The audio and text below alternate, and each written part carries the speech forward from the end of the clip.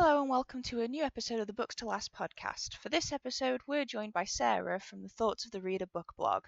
We had a really fun, interesting discussion about some really whimsical, really lovely stories, and I really hope you enjoy listening to our discussion.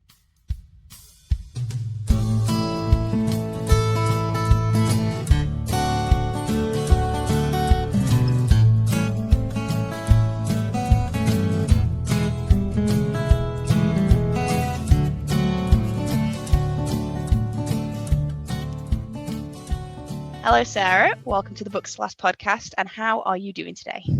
Hi, yeah, I'm good, thanks. Yeah, doing really well. How are you? I'm good, thank you. It's quite the weather's quite nice today. It's a bit less miserable than it's been recently. Makes a change. Yeah, I might actually be able to go for a walk today, which would be good.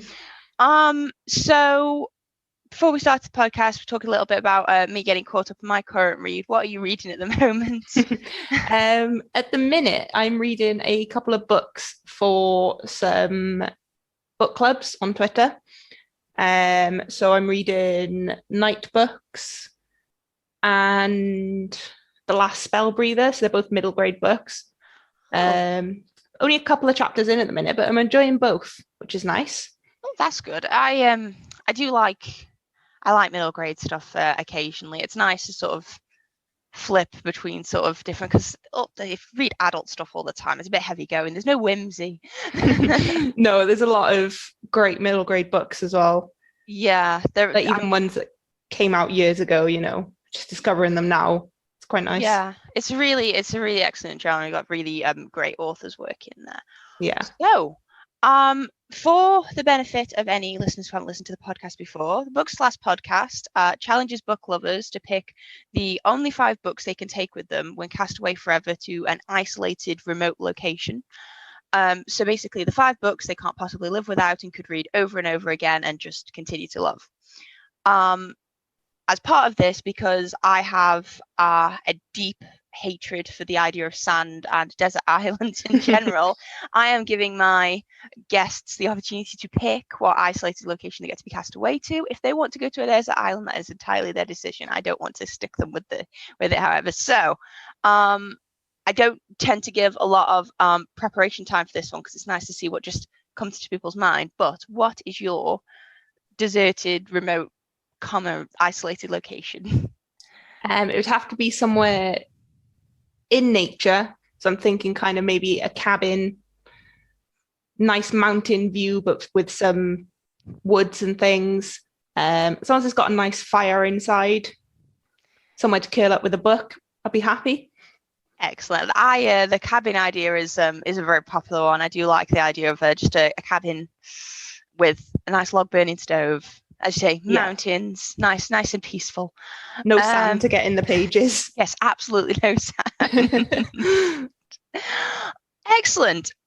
So I suppose we can get started straight into the list then. What, in no particular order, what is the first book you would like to take with you to your cabin?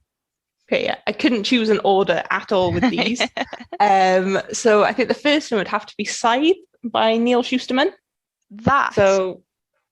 Is a well-loved book. Why has Scythe made it onto your list? So it's one of those books that I'd heard about for years before I read it, and it was quite an interesting premise. So going into it, I knew only the basics, that there's no death in this world, so that you've got these scythes that have to keep the population under control. And this one follows 2 scythe apprentices, but neither of them really want the job. And it's just them learning about the scythe's world, all the rules they have to follow. And I think it'd just be a good book to reread, because I have reread it once. But I think it's definitely one of those books that I will pick up again and again. Yeah, I mean, I can't imagine clamoring for a job where I have to decide and make those kind of decisions. But it is a book I've heard a lot about as well, but unfortunately haven't had the chance to read. It's sort of a YA dystopia type. Dystopian Yeah. It's probably not going to be everyone's cup of tea. But it was just a concept I'd never really, read about at all. And yeah, it's just one of those books that I've really enjoyed. Even when I was rereading it before the last book came out. Yeah, it was a really good book. Yeah, well, I mean, don't really need any better reason than that. No. It's an interesting one because obviously there was like a period when dystopian novels, especially sort of in the YA genre, were like really, really big. And it kind of, like most things, especially in sort of the YA genre, it's not a criticism, but when trends come in, you get sort of inundated with books that have the same sort of theme. And it means that for, large periods of time, all of the books are kind of interchangeable and they're just very similar. So when one does stand out from the crowd, and is done so well that really no one tries to imitate it in any sort of meaningful way, that's always really impressive when that happens, because it captures something. I mean, just try to think of examples and that sort of thing. I mean, Hunger Games, for example, I feel like a lot of people have tried to do a battle royale style dystopia in the same way, but when it's sort of done so well the first time. And it's interesting that I feel like dystopian novels probably try to do worlds without death and that sort of thing, but none of them seem to be as highly sort of praised as Scythe, which is really, really, I think it's a part of a series, isn't it? Yeah, it's a trilogy. So you got the Arc of the Scythe, so it was Scythe, Thunderhead, and The Toll, and they were all really, really good. And yeah, like you said, with dystopian, there were so many, I think, growing up that were very similar. It was nice to find something, even though I was a bit older, it was nice to find something that stood out a little bit. Yeah, is there a particular reason why the first one, I mean, I know the first one tends to be a lot of people's favorites, especially in trilogies and that sort of thing, but is there a reason why the first one in particular is preferred to the other two installments? I think I just like the way the story went, that it potentially, I know there is a lot that happens in it, but there is that potential that if I couldn't read the other two, I think I'd be happy with just the first one. Or if I knew what happened in the other two before going to my remote location, I'd be happy with the first one because I knew what was coming. Yeah. But I think it's a good one to reread. Yeah. With dystopian trilogies, I think it's always good when the first one can stand alone, but the first one tends to be the sort of nicest one, because you don't, with dystopian, it usually ends up getting quite political and dark, and even darker than it was when it first started. And everything starts getting messy with grey areas where everything could be nice and almost poetically simple in the first one. And it's very easy to know where you sort of stand. It all gets a bit more murky after that. Yeah, I think with the second and the third book, a lot did happen. Yeah. So I think even though a lot happens in this one, it would have been, if there was never any of the rest of the series, I think I would have been happy just with the one. But the other two were excellent as well. Well, that's really good. And like I say, it's a thing. I think previous guests has actually also selected it, so now I really don't have any excuse for not making time to read it myself. It's come very highly recommended from two entirely independent sources. It's good to know. Yes, it's a well-regarded one. Interesting. It's a really, really great first choice. Are we going to sort of be diversion from the YA genre, fantasy, with the rest of your choices, or what? We've got a couple. We've got one dystopian, we've got a fantasy, we've got a middle grade, and then one that's just completely different to the rest of them. No magic involved whatsoever in one of them. Wildcard choice, we like it. Okay, so what is the next book that will be joining Scythe on your bookshelf? So this is my pick that is completely different to all the others, and it's The Lido by Libby Page. Oh, wow, not one I've heard of. What's that about? So it was a debut book a couple of years ago, and it's about a 26-year-old woman called Kate, who's from Bristol, living in London and working at a small newspaper in Brixton. And she's given the task of writing about the closing of the local Lido, where she meets 86-year-old Rosemary, who has swum there daily for nearly 80 years. And they start chatting, form a friendship. Rosemary says she'll do an interview if Kate goes for a swim, so she can see the magic of the Lido for herself. And the book just has this really nice community feel. You've got this lovely friendship that forms between Kate and Rosemary. Age isn't an issue or anything. They are firm friends, and it just follows their story trying to save this Lido. Meeting loads of Rosemary's friends, which is nice. All the people that she's grown up with, people she's met in later years. It's a really good book. And yeah, I reread it recently and I still loved it just as much. And it's just a really beautiful story and a really good first novel from this author as well. And I've loved, well, his second one came out a couple of years ago and I enjoyed that. And her new one now I'm really looking forward to as well. So yeah. I was just about to ask, with you mentioning it was a debut novel, it sounds like a really wonderful book. And I was going to ask if she'd published anything afterwards and if it had sort of maybe lived up to it. Because I always find when you sort of read a debut novel and it really like gets you and you really enjoy it, you really want to love sort of everything they write. And it's always great when a new author, a nice shiny new author, comes into it with an amazing debut and then they just continue rolling out the hits essentially.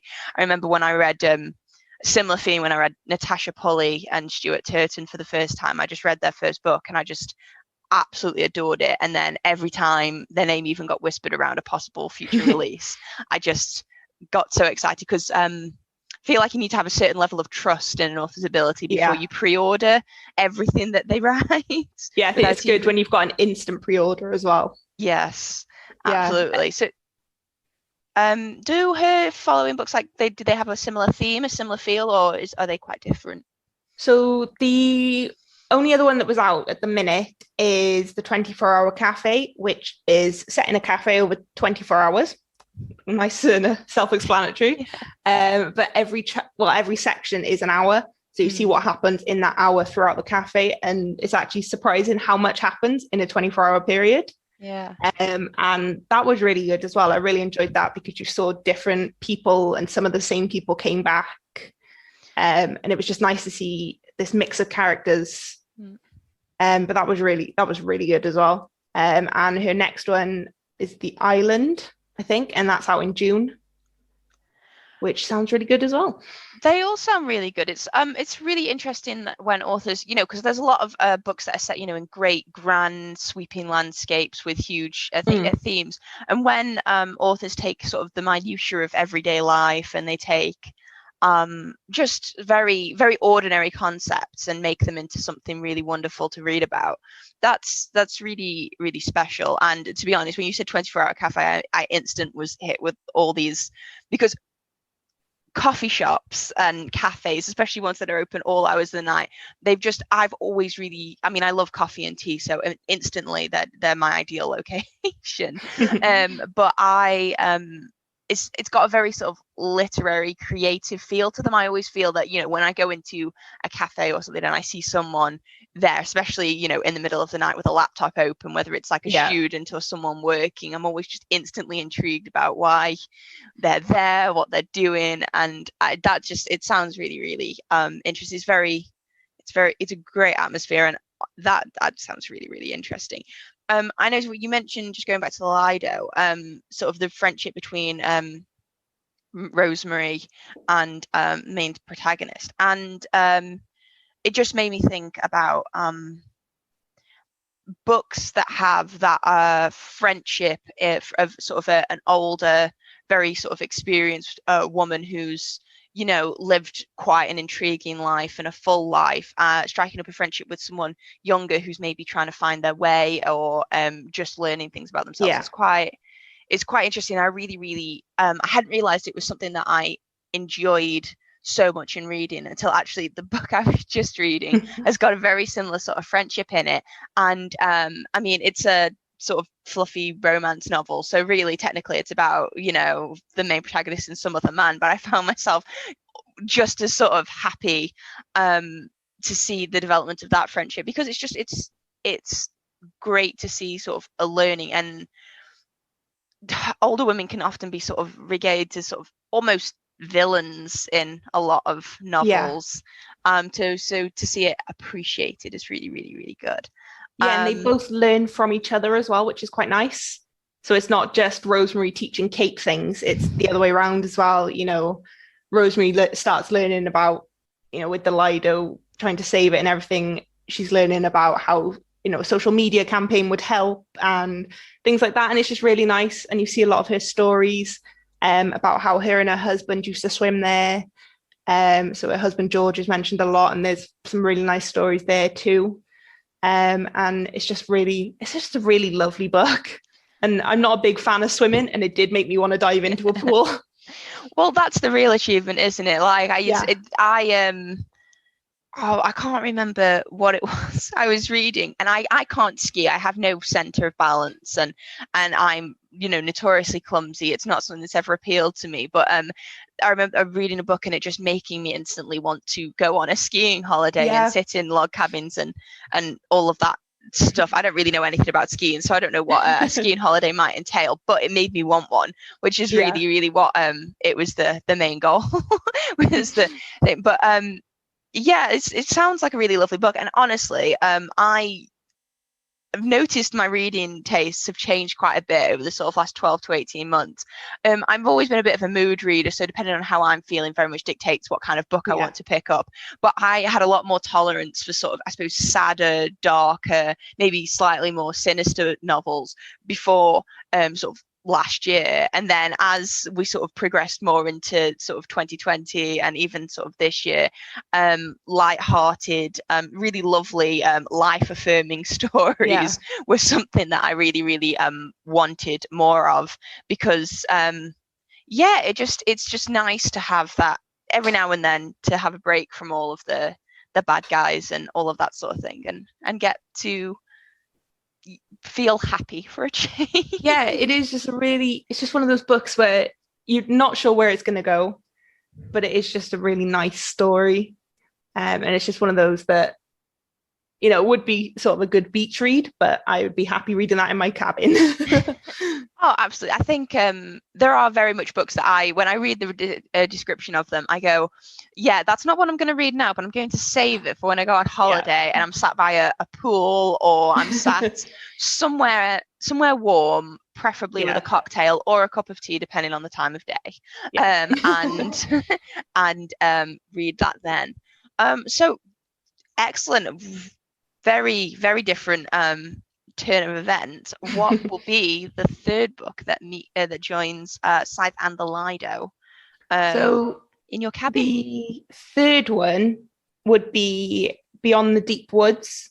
So the first book in the Twig saga of the Edge Chronicles, but technically the fourth book in the Chronicles themselves.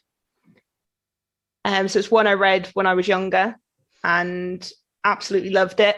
Again, it's one I've reread since and still enjoyed it. So it's all about Twig, who is abandoned at birth and brought up by a family of wood trolls. And then one day he does the thing that no wood troll has ever done, and he strays from the path in the woods.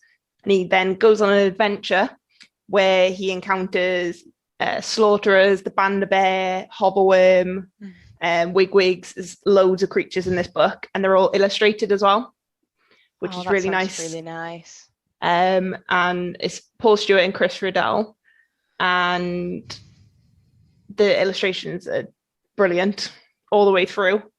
Even if it's just this very small illustration in the corner, it's still really nice to see it just throughout. But this was one of my favorite books when I was a kid, and I've still got my copies, falling apart, but I've still got them. And I want to try and read now the rest of the Chronicles that I didn't read, because there was some that came out a lot later. I think there's 13 books now. Oh, wow. And I've only read about 4, so got a bit of catching up to do. That sounds like a really lovely story. And I mean, the books that you read when you're quite young do stick with you quite a lot. I remember the book for me when I was very young, and a book I still have my original copy for, and it too is worse for wear, is The Giraffe, the Pelly and Me. Oh, that was one of my favorites. Yeah, by Roald Dahl. Yeah. It had such a lasting impression on me, and I was so thrilled. Like, I only recently recovered that copy because I found out that my grandmother had actually kept it because she was the one who used to read it to me, and I was so happy to get that sort of original copy back. But yeah, illustrations, especially when they're well done, they sort of really bring a story to life. And that just sounds. When you said wood trolls, I immediately thought about the trolls in Frozen, and I kind of I felt guilty, but I was like, no, they're actually really adorable. um, but that sounds really lovely. I've got my family's starting to develop nieces and nephews, and I have many younger cousins, and I'm always on the lookout for good age-appropriate books to buy for them, especially when they come well recommended and maybe are a little bit obscure, because I think a lot of people read a lot of the same things, and I've never heard of this one. So I do rather like the sound of that one. Do you happen to go on? Sorry. No, I think it was one of those ones that when I was younger, I don't really know many people who read it, and it's only within the last couple of years when I've posted about it in blog posts or anything that people were commenting. It's like, oh, I've read that when I was younger and I really enjoyed it. I was like, oh, that's really nice to see. Yeah. Like the people, there were a lot of people reading these books. Yeah. I mean, obviously there's going to be loads of people worldwide reading them, but it's nice just to find a couple of people who you can just chat to about them occasionally and stuff like that, which is nice. Yeah. Definitely. I think it's kind of fascinating that because I had some books that I remember I had such vivid memories of reading when I was very young, either from my school library or ones that had just somehow made their way into my house. And I had no idea where they'd come from or who had bought them for me. And I spent quite a considerable amount of time trying to research and find the titles of all the books that I had such strong memories of when I was younger. And some of them are so obscure, by authors I've never heard of and publishers that don't even exist anymore. Yeah. And it's really strange. It did make me sort of wonder where on earth like school libraries source all of their stories, because some of the things that they produce are so sort of obscure and difficult to find. And my favorite part of sort of the book area of Twitter is people trying to describe vaguely the plot of a story, what color they remember being on the front cover, and asking anyone if they have absolutely any idea what they're talking about. I know there's been so many books that I remember reading. I've just had to Google the color of the cover, a rough plot, and just try and figure it out and just see if I'm actually remembering a book or if I've just completely made this up in my head. Yeah, I some of them can obviously be so super specific that you can eventually find it, and some of them is just like a boy who can fly who has a pet cat, and it's like, well, how on earth is anyone? but it happens. I mean, you can't criticize Twitter for its lack of investigative prowess. They if there's information out there to be found, they will find it. Oh yeah. I mean, do you happen to has it been adapted into an on-screen version? Not it sounds that like I'm it'd be aware amazing. of. Yeah, I think it'd be brilliant on screen. This book anyway is quite short and a lot does happen. So you'd think that'd be quite good for an adaptation, but as far as I'm aware, it hasn't. Disney, Netflix, original animated series. Yeah, I think this came out in 1999. I think this book. Oh, excellent. Because in this copy it still says that this was the first book, but now there's a prequel trilogy and another book before that, but it still says first book. But as far as I'm aware, there's not been any kind of adaptation for this series yet. It might happen. Hopefully. Well, I mean, we can never know if there's a huge uptake in people talking about it on the internet. Maybe someone who's searching for yet another animated original series to add to the many streaming services might just pick it up and think, these illustrations look like they'd make a great cartoon. Oh yeah, they definitely would. Excellent. So definitely got the range going. What else? What's the next book that's going to meet your first three choices? So the next one would be Strange the Dreamer, but specifically the audiobook. Because audiobook. Yeah, I love the book anyway, but the audiobook was the first one I ever listened to. And I've got really strong memories of sitting on the train going to and from work around Christmas times. You know, it's always busy, putting my headphones on and just kind of zoning out, listening to my book. And I really enjoyed it. And it was a good first audiobook as well. And the narrator, brilliant for this book. I think he did a really good job with it. He does put on a couple of voices for different characters, which has always been good. And yeah, it's a really good book anyway. Yeah. So you've got Laszlo Strange, who is a junior librarian, and he's obsessed with this mythical lost city of Weep. And he gets the opportunity to go in search of his answers to what happened to Weep 200 years ago. What was it that the God Slayer slayed? Because there's a God Slayer. And who is the blue-skinned goddess who keeps appearing in his dreams. But it's a really magical book. It's written so beautifully. And yeah, it's just one I've only read in the last couple of years, but I have loved it. It's one of those covers as well that really stands out. Yeah, I can picture it in my head. I mean, I've not read Strange the Dreamer, but in my sort of particular circles on sort of the internet with book creators and that sort of thing that I follow, it is wildly popular. And I know like the special editions are very widely sought after because they are really, really, really, really stunning. Yeah, they are beautiful. Yeah, it's definitely sort of a book that really stands out. And it's interesting that you chose the audiobook version because I mean, we've not had an audiobook version picked so far, I think. I never used to thought I would be I never used to think that audiobooks would be a medium that I would enjoy personally because I've always been quite a visual person, and I think there is something really special about words on a page and the picture in your mind's eye. I feel like it's more I feel more sort of, I can't think of the word, ensconced in the world when I'm reading the word on paper. But recently, audio mediums, podcasts, audiobooks have been, they're much more convenient for a lot of things because I used to catch the train to work as well in the before times. It's really nice to just be able to listen and have the story be told to you. And it's kind of left me with really vivid sort of memories of things that I've listened to. And it's kind of nice because so there's certain podcasts that I listened to when I was redecorating our house or when we were doing our house up, and there are parts of my house that if I sand or do something in particular, I'm hit with this really vivid memory and feel for what I was listening to at the time. And it's the same with books. I listened to the Count of Monte Cristo audiobook, and the gentleman who did that did a really good job as well. I probably can't vouch for how good his French and Italian and accents were, but I really, really enjoyed the entire experience. And it's one of my all-time favorite books, and yeah, it's a very similar feeling. Audio book narrators, you don't really know a good one until you're listening to. You don't know what makes a good one until you're really listening to a really excellent audiobook narrator. I recently listened to The Restaurant at the End of the Universe, so the second book, narrated by Martin Freeman. And if anyone has ever had even the slightest inclination to read any of those books, they have to listen to the Martin Freeman narrated versions. They are fantastic. Yeah.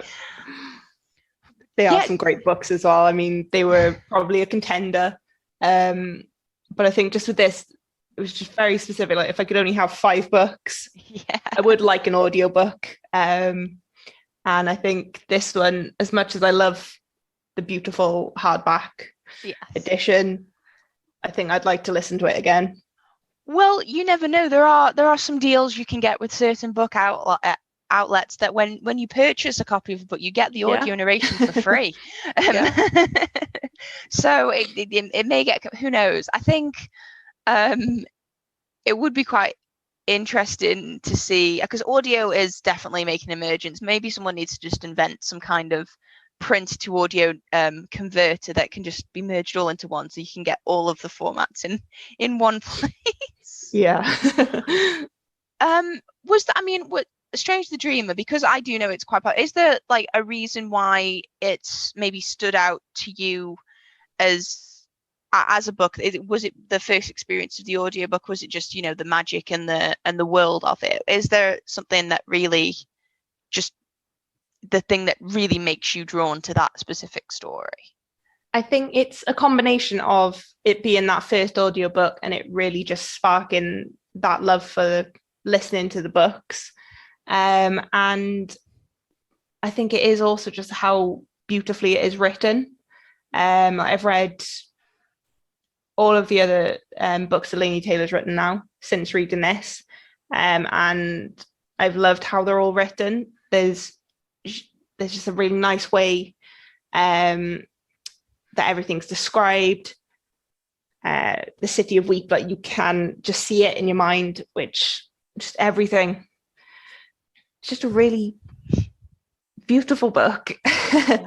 Probably produces really gorgeous fan art as well. Yeah, I think it was last year there was something the year before when the Illumicrate editions came out. Yeah. There was a art card in there, and I've just got that in my living room because it's just a really beautifully done piece of art. And yeah, this series itself is brilliant, the duology. But this one in particular, I think, just really stood out.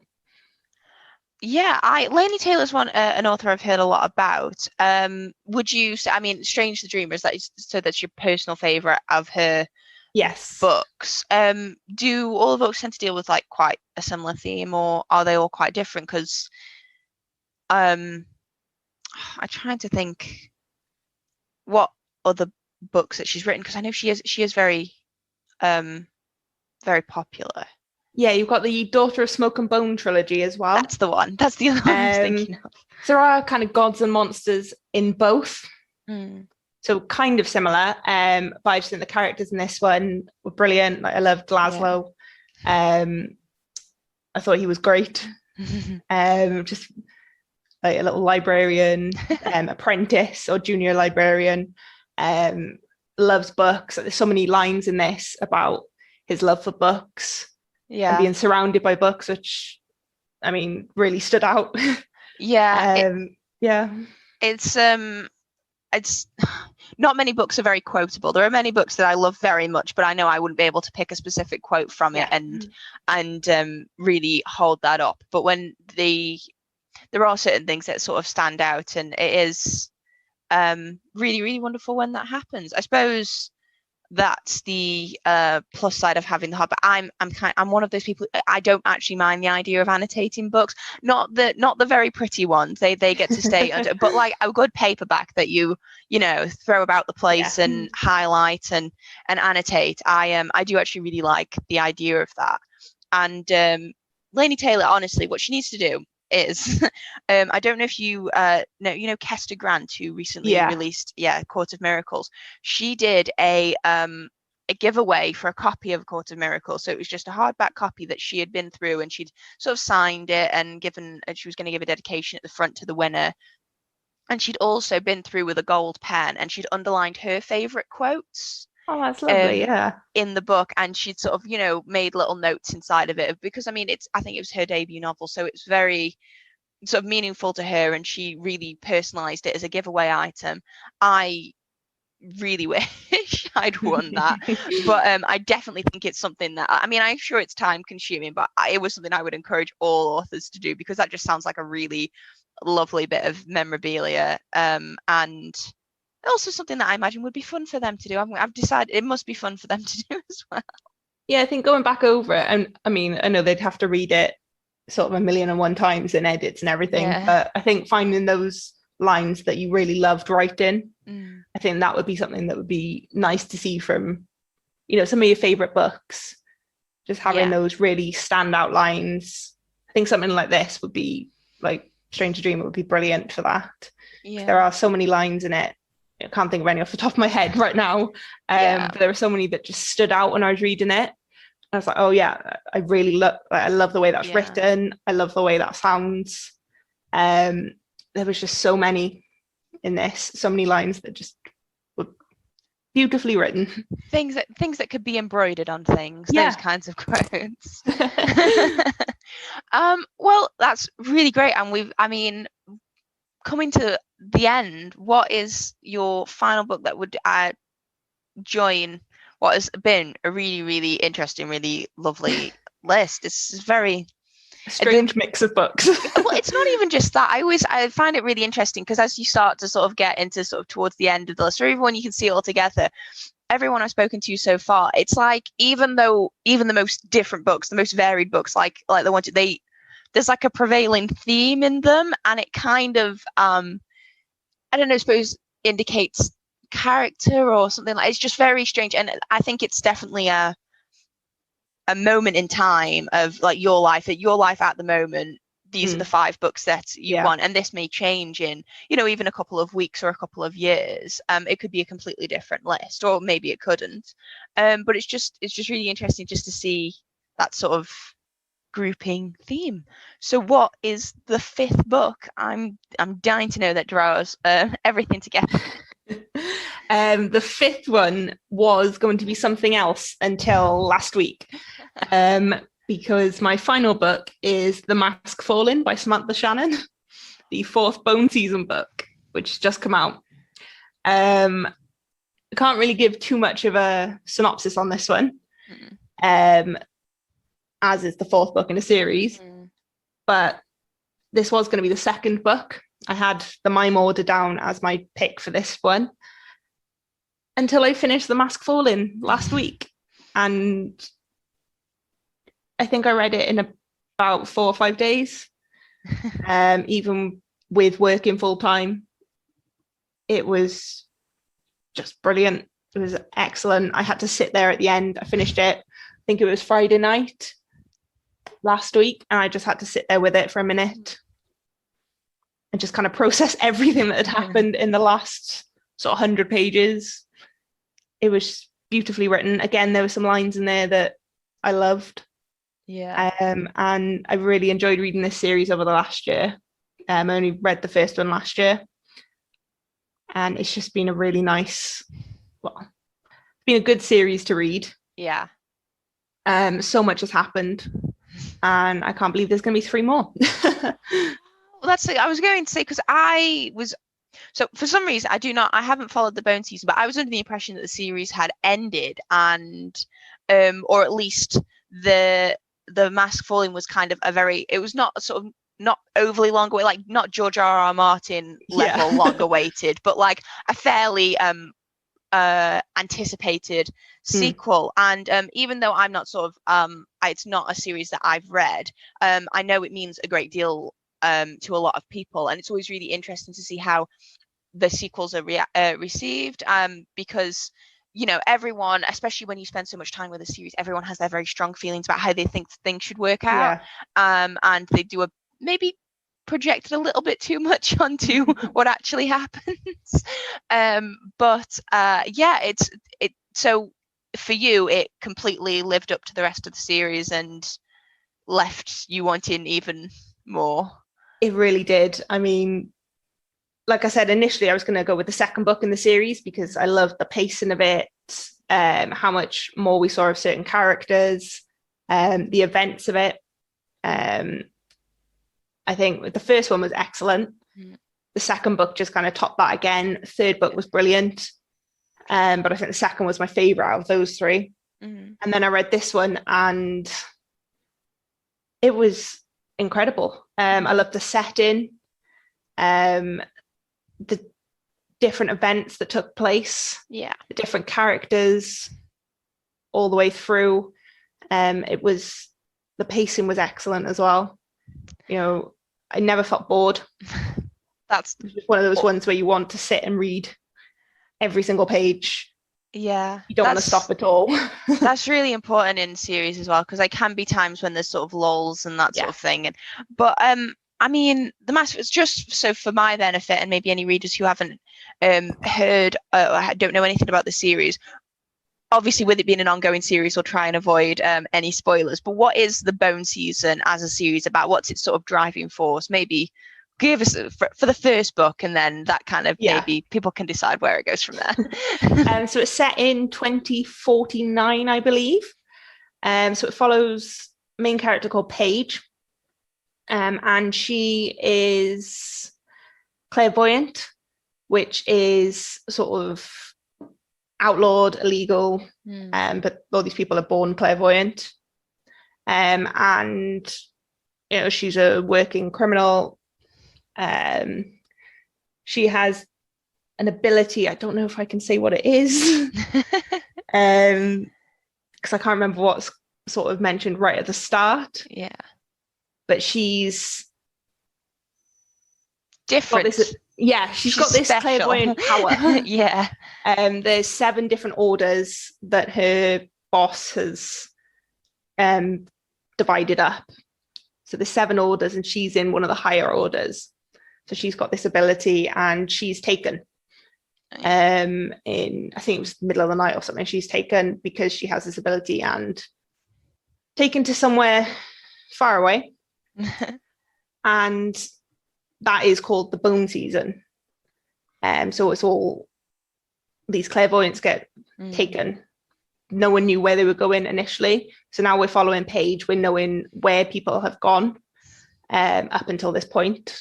And it's all about her going through all of these different events and who she meets, how she survives through everything, how she combats everything. She's a brilliant main character.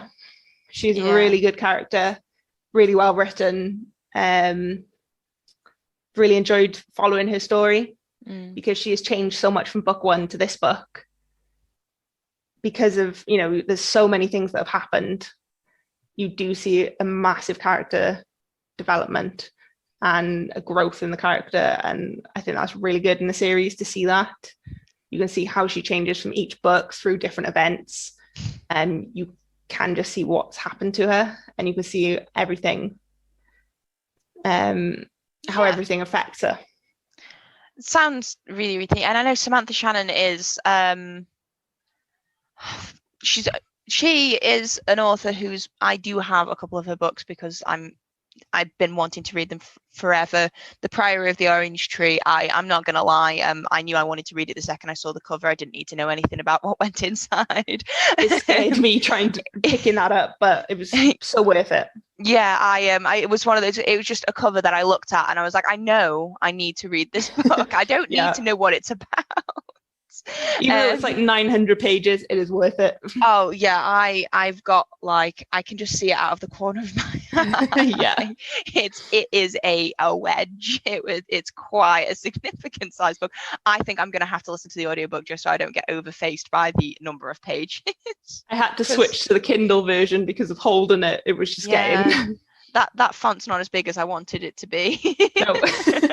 I did switch to the Kindle, I think, about halfway through. Yeah, it seems more manageable on the Kindle because it kind of calculates your reading time and it almost makes it seem like you've got so much less of the book than you have to read, which is actually a lot really reassuring. Well, I have to ask, because The Mask Falling is a fairly recent release. Have you been able to, have you seen all of the special editions that they've released of them? And what do you think? Because I know the Bone Season is a very distinctive cover, and I know they have a lot of really great editions floating about out there. Yeah, so I've seen, I think it's the Goldsboro cover. Yeah. The standard one. I've got the Illumicrate one, which is just, I think it's very similar to the standard one. Yeah. And I think with none of my series match at the minute because I was quite late getting into it. So I've got a very tall paperback of the first one, a short paperback of the second one, and then the Kindle version of the third one, because I can't find a matching set, and now the hardback of the fourth one. Because I think the third one, they only printed this style of cover for the first run, and that was it. So they redid the covers but I do like having all my series matching. Yeah, I'm completely with you on that one. And it's really difficult when because it sounds like the tall paperback, it's like when you get a trade paperback of a series, they are my preferred for a series. Trade paperbacks are my preferred because I prefer to read a paperback, but I like the more sturdy, better quality trade paperback. And I recently had to go through an entire quest because one of my favorite series, I had the first 2 trade paperbacks and I could not for the life of me find the 3rd book in trade paperback anywhere. And then to the point where I'd tried all the ones that were described as it, and I was just randomly ordering used copies from the internet in the hope that the one that showed up would be the one that I wanted. Yeah, and I eventually I must have resold 10 or 15 copies of this book because I don't need that many copies myself, and most of them were completely identical to each other. So I ended up just reselling them for pretty much what I bought for them, which usually wasn't very much, but I'd just get them and go, well, no, that's not the one I want, and and then sell it on. And then I eventually found that copy, but it is difficult, and it's really annoying when they redesign the covers halfway through the series, and it's like there was nothing wrong with the original covers. Finish this one and then redesign the whole thing. Yeah, because I mean, with this, the first 3 had this cover originally, then they've redesigned it, but only for the first 3, because now with the 4th one they've gone back to the originals. Doesn't make any sense. So my Kindle one even has the redesign cover, but now at the minute I've just got 3 books on the shelf for a 4-book currently series. Yeah, because I'm just waiting. I bought the first one secondhand because it was the only one I could find with that cover, but I'm just waiting now and hoping that I can find a hardback set. Yeah. Or that a hardback set gets released or something. Well, it's wildly popular, so I wouldn't be surprised if Illumicrate Archives did one of their copies. The Infernal Devices series is one of my all-time favorites, and when I saw that they were releasing the trilogy, they were releasing it around my birthday, and so my husband is not a great lover of reading and that sort of thing, and he doesn't quite understand why I need to have multiple copies of the same book. But he whenever he asks me what I want for birthdays, and I always say I want books, and he always says, well, I'm not going to buy you more books, you've got enough books. But I was insistent that this had to be my birthday present. There was absolutely no way that I would accept anything else. So I will keep my fingers crossed for a Illumicrate matching set with gorgeous sprayed edges. I know I saw one copy of The Mask Falling. It's got the sort of it's like a bee on the sprayed edges, which was really nice. And I know the Goldsboro one, because Goldsboro like to do limited edition and that sort of thing. Yeah, I think I had a black cover and then the black sprayed edges, I think, and then it had the gold sort of stand out, whereas the standard one is the kind of yellowy cover with the black accents and stuff. I am a big fan of the Goldsboro editions, just generally. I've never bought one, but they are beautiful. Yeah, because they're in London, the UK-based shipping is actually really reasonable, and I do actually feel kind of bad for anybody who buys their copies abroad, because I imagine it's probably really expensive. But I recently joined the sort of premier membership and fellowship, fantasy fellowship thing that they do, and it is well worth it because they're all just amazing. I've just placed another order for a bunch of books from Goldsboro. I don't really want to go through my account and analyze how many books I've ordered from Goldsboro in the 12 months since I know they've existed. And I really hope that nobody else does either.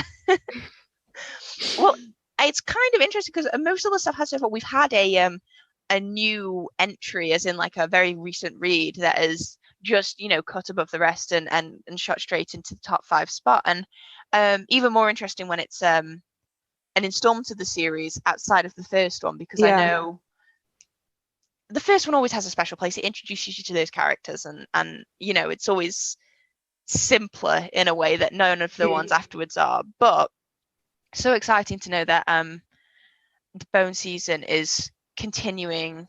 I should read it. When you actually was talking about it, I do think I was I read a sample of the first book years ago Yeah. when I had a blog, and I think I did read it, and it did sound really, really yeah, as you were describing it, it was reminding me about it. And I just don't think I ever got a copy of the full book, but it sounds like a really, really interesting series. Kind of like X-Men as well, because you mentioned there was levels and that sort of thing, and obviously X-Men are categorized as by, you know, how powerful they are and that sort of thing. Yeah, so So with the different orders, there's kind of different yeah, levels of that power. So with Paige being in one of the higher ones, she is quite powerful, and there's not yeah, as many people who are in a similar order. yeah. Well, But naturally, she's the main character. She has to be yeah. exceptional. A lot of people who read YA complain about how the main character's got like an exceptionalism sort of problem where they, you know, they're different from everyone else. And I know a lot of people scoff at it. It's like, well, why else would they be the main character if they weren't different? Like, why would we? Who wants to read read a book from the point of view of someone who's completely non-exceptional in their world and has no impact on anything? It doesn't make any sense. Yeah. They have to drive the story. Okay, so that is your 5 choices. Would you mind just recapping the 5 titles and authors you have selected on what I actually think is going to be a really attractive shelf? You've got some very nicely designed books here. They are all beautiful covers on these. Even the paperbacks are stunning. So we've got Scythe by Neil Shusterman, so the first book in the arc of the Scythe trilogy. We've got The Lido by Libby Page. Beyond the Deep Woods, the 4th book in the Edge Chronicles, but the 1st book in the Twig saga of the Edge Chronicles. Strange the Dreamer by Laini Taylor. And The Mask Fallen by Samantha Shannon, so the 4th book in the Bone Season series. A really, really excellent list. Very, it's full of a lot of sort of almost like a fairy tale kind of list, for lots of whimsy and mystery and intrigue and magic, and it's really, really, really, really nice. I'm gonna have to start doing graphics with all covers and stuff of the books people choose here, because I really want to see them all like next to each other now. Excellent. Well, so you said you had some difficulty putting this list together. Were there any honorable mentions that they were so close, just very nearly made it? Yeah, so there was one that I only read in January or February that might have made the list, but I think The Mask Fallen took that spot after I finished that in February. So that was Kingdom of Souls by Rena Barron. Oh yes, that was So the last Witch Doctor. That was really, really good. That's been on my shelf since I bought it. And I was determined. I wanted to get to it last year. It was on my 20 books I wanted to read in 2020. I think I only managed 9 of them. I make lists like that as well. And then something catches my eye and I just go on a complete tangent. Yeah, because I'm, like you said, I'm a mood reader as well. Yeah. So I'd never really stick to TBRs unless it's for book clubs and stuff. Yeah. So, and that's normally only 1 or 2 books a month. I should really join some book clubs. It probably encourage me to actually read a lot of the books that I'm supposed to read. I do think it's kind of limiting to stick to one. I know some people, you know, they find a genre they like and they just sort of stay in that area. Yeah. But because I'm so sort of prone to mood reading, my entire my bookshelves are categorized by genre, because I have like such a range on there. And whenever people ask me, you know, what do I like to read, I'm like, well, it just really depends on the day. I've got and sometimes I want mystery, sometimes I just want fantasy, sometimes literally the only thing that will do is a Jane Austen novel. It's the only thing that I can possibly read at that moment in time. It's just like, you know, it just comes. So I keep trying to make these lists of, I'm definitely going to eventually get around to reading the Odyssey this year. And then although I have just invested in 2 really, really great narrators for audiobooks for a few of them. So books that I haven't read yet, I've started getting the audiobooks in with my Audible credits with good narrators to encourage me to listen to them. So maybe that'll happen. But Kingdom of Souls, I know, is another one that well, it had a lot of hype around it, and it seems Yeah. like it lives up to the hype for most readers, which is really, really great. Yeah, it was a really good, great premise again, another magical one. And I love the way it was written. I loved following all the characters in the book. It was, brilliant sort of fantasy book that had a little bit of something different with the magic system. And our main character didn't have magic at the start, whereas a lot of people in the book did, which was something that you don't really see a lot in a magic-based fantasy. Normally the main character has the magic already, whereas in this one it was quite interesting to see that the main character didn't have it straight away, or didn't have the magic that she was meant to have. Yeah, it gives you sort of a driving force in the development and that sort of thing. That sounds really, really good. Were there any others like that? They're sitting in the reserve pile on the off chance that you can smuggle them into your cabin using secret means?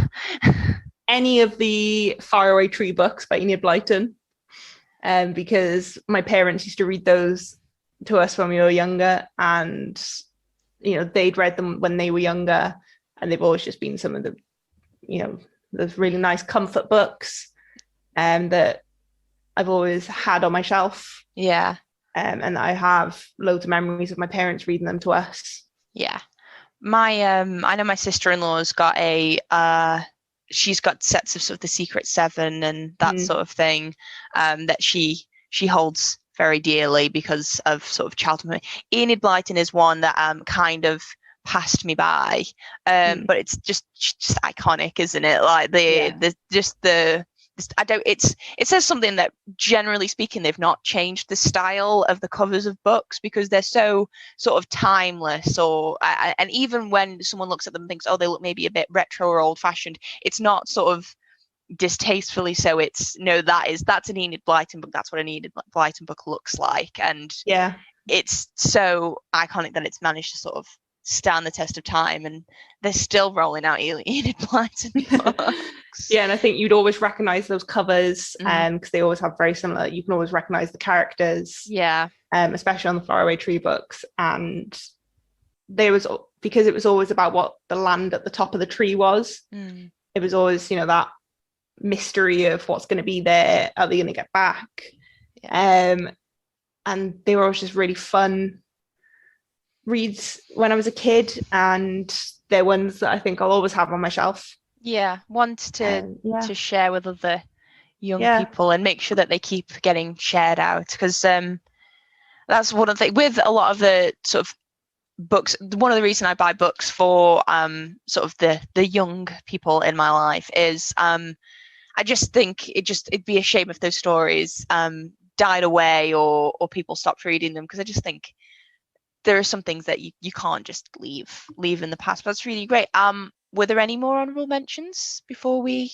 I don't think so. No, it was. I mean, it's a really, really, really great list, and I